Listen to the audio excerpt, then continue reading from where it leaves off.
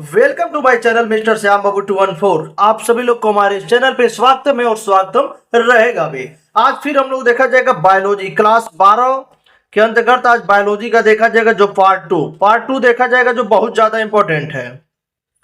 तो आज हम लोग पार्ट 2 को देखा जाएगा क्योंकि पार्ट 1 में यानी सारा महत्वपूर्ण प्रश्न को देखा जा रहा है जो पार्ट 1 में बताया जा चुका है इसी हमारे सेक्शन सीरीज चैनल पे। तो आप लोग वहां से उसे देख लीजिएगा जिसमें 50 क्वेश्चन को बताया जा चुका है। तो जिसमें से कुछ चैप्टर्स बाकी रह गया था जिसे पूरा कर दिया जाएगा। जो आप लोग के क्लास 12 के ऑल चैप्टर को बताया जा रहा है जो आप लोग के बोर्ड एग्जाम में 1 नंबर से लेकर के 5 नंबर के बीच में जो भी क्वेश्चंस पूछता है आप लोग को यहीं से वो क्वेश्चंस देखने को मिल जाएगा। तो आप सभी लोग हमारे सेक्शन सीरीज में जुड़ जाइए। तो चलिए प्रश्न 51 नंबर से देखा जाएगा क्योंकि प्रश्न 50 नंबर तक उसमें बताया जा चुका है। तो आप लोग वहां से उसे देख लीजिएगा। तो प्रश्न 51 नंबर को देखा जाएगा जो बहुत ज्यादा इंपॉर्टेंट है। आप लोग प्रीवियस सेट पेपर को उठा करके उसको सॉल्व कीजिएगा। देखिएगा ये प्रश्न कितना बार पूछा जा चुका है क्योंकि इस पे 70 तो नहीं लिखे हैं लेकिन आप लोग देख लीजिएगा वहां से। और इसमें लिखने का तरीका भी बताया जाएगा क्योंकि आप लोग का बोर्ड एग्जाम बायोलॉजी का 3 मार्च को होने वाला है।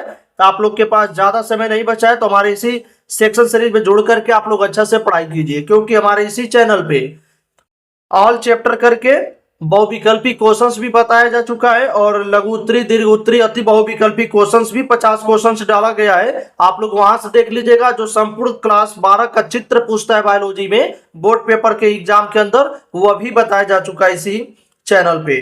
तो आप सभी लोग वहां से देख लीजिएगा। तो चलिए स्टार्ट करते हैं। प्रश्न 51 है। इसमें देखिएगा एक प्रश्न ए है और दूसरा प्रश्न ए है और तीसरा प्रश्न ए है।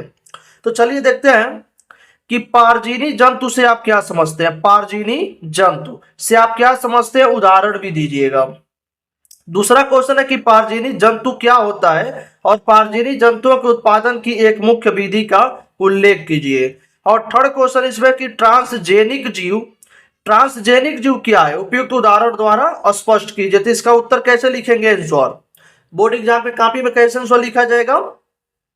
तो ऐसे जंतु जिनके डीएनए में परिचालन विधि द्वारा एक अतिरिक्त जीन, देखिएगा ऐसे जंतु जिनके डीएनए में परिचालन विधि द्वारा यानी एक बाहर से यानी अतिरिक्त जीन व्यवस्थित कर दिया जाता है तथा जो अपना लक्षण भी व्यक्त करता है पारजीनी जंतु कहलाता है। यानी किसी जंतु का डीएनए है और उसमें किसी अतिरिक्त डीएनए का जीन उसमें डाल करके और उसका लक्षण भी प्रदर्शित करवाया जाता है उसे पारजीनी जंतु यानी ट्रांसजेनिक जंतु भी कहते हैं। जैसे डॉली नामक भेड़ है इसमें पारजीनी किया गया है और जापान में निर्मित नोटो एवं कांगा नामक गाय इसमें क्या किया है दूसरे का डीएनए का जीन भी इसमें मिश्रित करके और उसका लक्षण को प्रदर्शित कराया गया है। क्वेश्चन नंबर 52 को देखा जाएगा कि बाह्य डीएनए और संवाहक डीएनए के मिश्रण से बनने वाले डीएनए को क्या कहा जाता है। जैसे एक बाह्य डीएनए यानी बाहर की डीएनए और संवाहक यानी अंदर के डीएनए इन दोनों को मिश्रण कर दिया जाए तो उसे क्या बोला जाता है। तो उसको बोला जाता है पुनर्योगज डीएनए यानी रिकॉम्बिनेंट डीएनए बोला जाता है। इस प्रकार बनने वाला डीएनए पुनर्योगज डीएनए कहलाता है यानी रिकॉम्बिनेंट डीएनए कहलाता है। चलिए आप सभी लोग ऐसे ही हर एक क्वेश्चन का आंसर लिखते रहिएगा। चलिए अब नेक्स्ट वाले क्वेश्चन का आंसर 53 नंबर वाले क्वेश्चंस को देखा जाएगा। देखिएगा ये बहुत ज्यादा आईएमपी है। आईएमपी है ये क्वेश्चन क्योंकि 2025 के बोर्ड एग्जाम में आप लोग को देखने को मिल सकता है कि बायोपायरेसी किसे कहते हैं।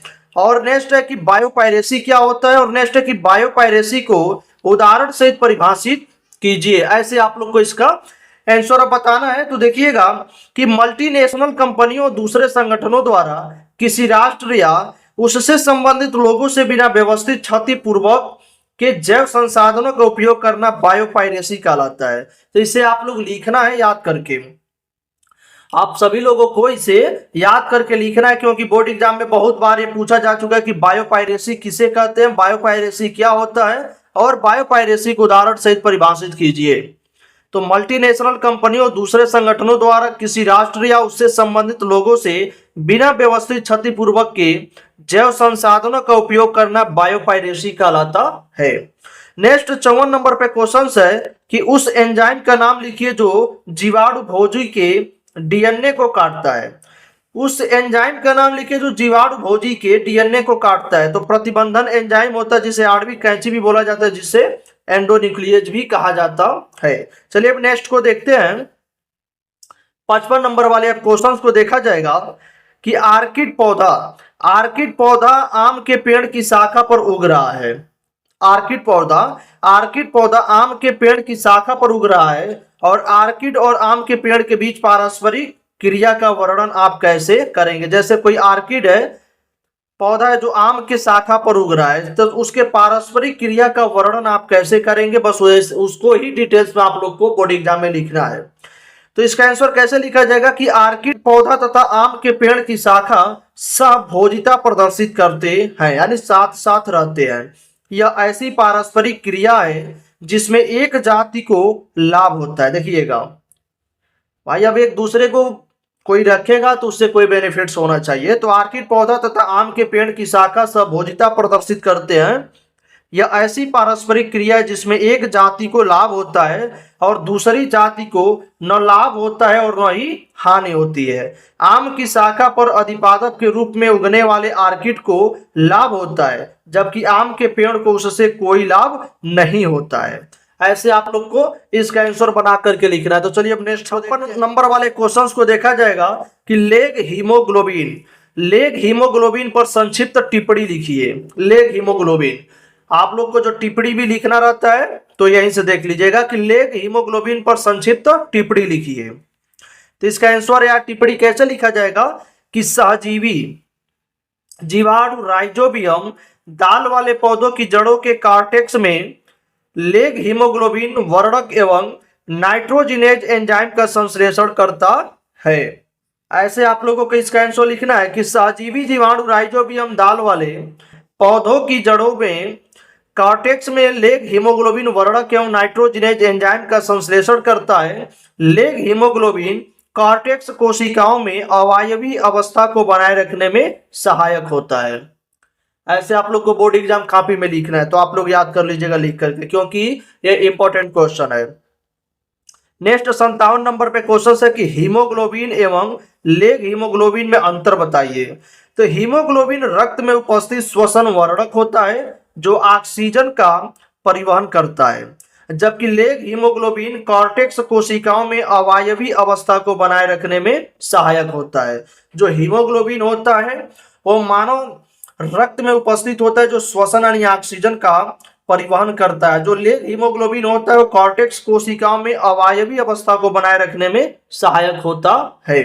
ऐसे आप लोग को इसका क्वेश्चन का आंसर लिखना है। और 58 नंबर पे क्वेश्चंस को देखा जाएगा कि प्रकाश संश्लेषण प्रक्रिया के दौरान कौन सी गैसें मुक्त होती है। तो प्रकाश संश्लेषण प्रक्रिया के दौरान कार्बन डाइऑक्साइड गैस मुक्त होती है और इसका संकेत है CO2।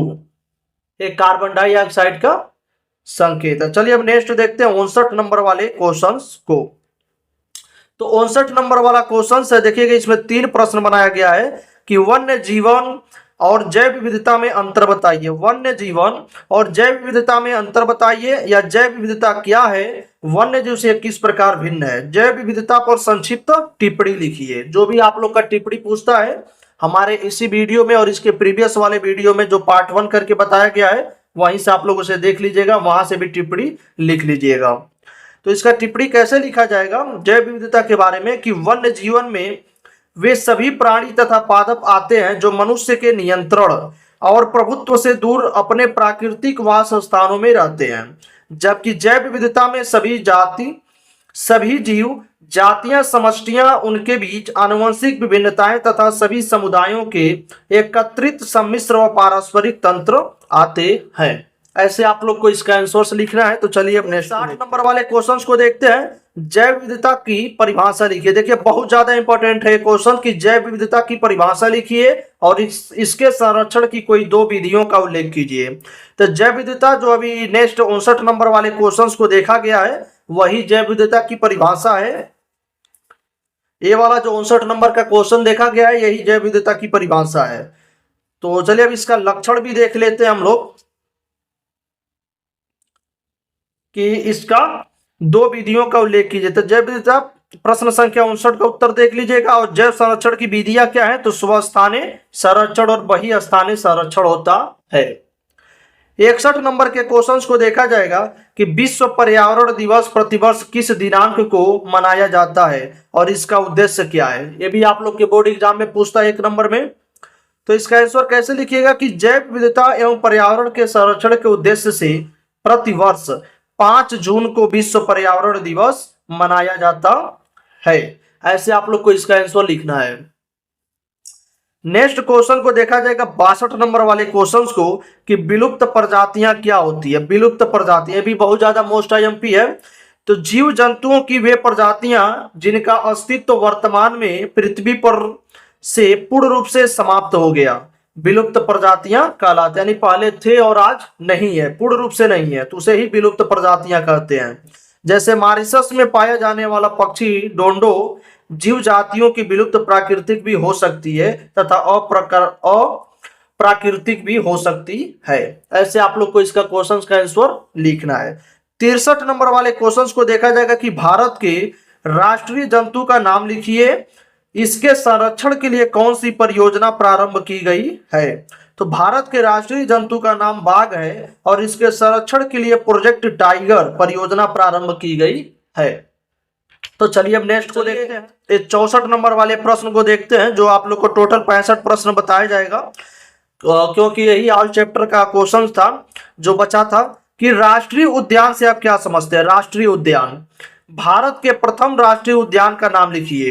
राष्ट्रीय उद्यान तथा सेंचुरी पर टिप्पणी लिखिए। देखिए फिर टिप्पणी आ गया। और राष्ट्रीय उद्यान पर संक्षिप्त टिप्पणी लिखिए या राष्ट्रीय उद्यानों की स्थापना के 2 उद्देश्य लिखिए। तो राष्ट्रीय उद्यान वह क्षेत्र होता है जहां पर वन्य जीव एवं पारिस्थितिकी तंत्र दोनों के संरक्षण के लिए स्थितियां सुनिश्चित होती हैं। और भारत के प्रथम राष्ट्रीय उद्यान का नाम हेले राष्ट्रीय उद्यान है, जो सन 1936 में स्थापित किया गया था। और इसका वर्तमान नाम कॉर्बेट राष्ट्रीय उद्यान है। आप लोग इसे याद करके लिख लीजिएगा और ऐसे ही लिखने की कोशिश कीजिएगा, क्योंकि तभी पूरा नंबर दिया जाएगा। और लास्ट क्वेश्चन 65 नंबर को देखा जाएगा, तप्त स्थल यानी हॉट स्पॉट क्या है। तप्त स्थल यानी हॉट स्पॉट क्या है। जो भारत में स्थित तप्त स्थलों के नाम लिखिए। तप्त स्थल पर टिप्पणी लिखिए या जैव विविधता तप्त स्थल का एक विवरण दीजिए। जैव विविधता हॉट स्पॉट पर संक्षिप्त टिप्पणी लिखिए। आप लोग के बोर्ड एग्जाम में कुछ भी पूछ सकता है इसमें। तो वह भौगोलिक क्षेत्र जहां की जैव विविधता संकट में होती है तप्त स्थल कहलाता है। हिमालय, जैसे हिमालय, इंडो बर्मा तथा पश्चिमी घाट भारत में स्थित प्रमुख तप्त स्थल है। भारत में कौन कौन, जैसे हिमालय, इंडो बर्मा तथा पश्चिमी घाट भारत में स्थित प्रमुख तप्त स्थल यानी हॉट स्पॉट है। तो आप सभी लोग हमारे इस चैनल को सब्सक्राइब करके और बेल आइकन को ऑल कर दीजिएगा और कमेंट बॉक्स में प्यारा सा जय भीम लिख करके, और आप सभी लोग कोशिश कीजिएगा एक नीला दिल बना करके सेंड कर दीजिएगा। तो चलिए तब तक के लिए धन्यवाद, मिलते हैं नेक्स्ट डे नेक्स्ट वीडियो में।